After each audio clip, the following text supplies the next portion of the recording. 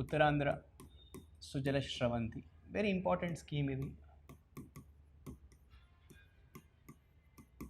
నాకు తెలిసి రీసెంట్ దాని ముందు క్యాబినెట్ మీట్లో కూడా ఆల్మోస్ట్ ఆ క్యాబినెట్ మీటా లేకపోతే ఇరిగేషన్ మినిస్టర్స్ మీట్లో కూడా 2,000 కోట్ల దాకా దీనికి ప్రపోజల్ పెట్టారు. ఇప్పుడు ఒక 1,000 కోట్లు, తర్వాత నెక్స్ట్ ఫేజ్లో ఒక 1,000 కోట్లు రేస్ చేసేలాగా అంత ప్రయారిటీ ప్రాజెక్ట్ అని చెప్పొచ్చు అనమాట. ఇది కూడా of course Polavaram left main canal నుంచి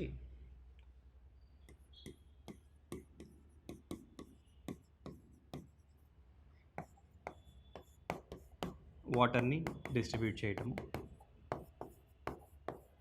దీనికి ఏంటంటే ఉన్న important challenge of course distribution networks. Distribution networks అంటే ఇవే కెనాల్స్, అవే కెనాళ్ళు, రిజర్వాయర్లు.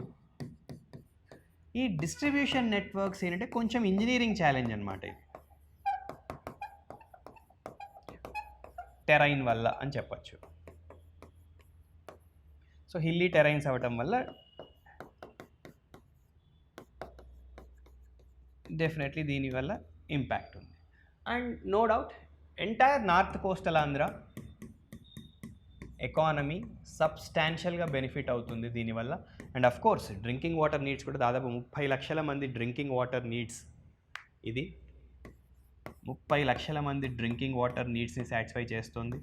8 లక్షల 8 lakhs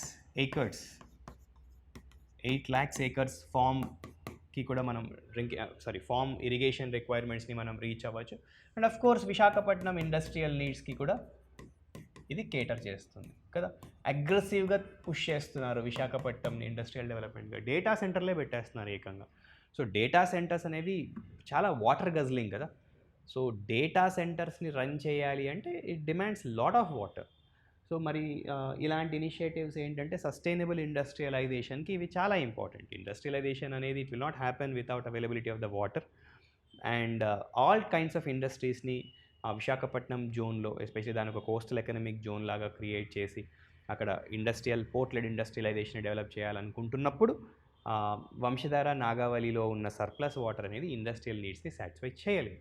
సో గోదావరి నుంచి డెఫినెట్లీ వెళ్ళాల్సిందే వాటర్ లాంగ్ రన్లో. అండ్ విశాఖపట్నం అర్బనైజేషన్ కూడా ర్యాపిడ్గా అవుతుంది కాబట్టి అక్కడ జనాల డ్రింకింగ్ వాటర్ నీడ్స్ని కూడా దృష్టిలో పెట్టుకొని అండ్ అప్కమింగ్ ఏరోడ్రోమ్ లేకపోతే ఏరోట్రోపోలిస్ అంటున్నాం కదా, అంటే నాట్ జస్ట్ ఎయిర్పోర్ట్తో పాటు manufacturing, repair and overhauling centre కూడా రాబోతుంది భోగాపురం ఏరియాలో. వీటన్నిటికి కూడా ఏంటంటే huge amount of water needs ఉంది. సో మల్టిపుల్ ఆస్పెక్ట్స్లో ఉత్తరాంధ్ర సుజల శ్రవంతి అనేది not just for drinking water needs or not just for irrigation but industrial నీడ్స్కి కూడా ఇది చాలా ఇంపార్టెంట్. బట్ నేను చెప్పినట్టు దీనికి ఉన్న మేజర్ ఛాలెంజ్ ఏంటంటే డిస్ట్రిబ్యూషన్ నెట్వర్క్స్ అనేవి లేకపోవటము, రైట్.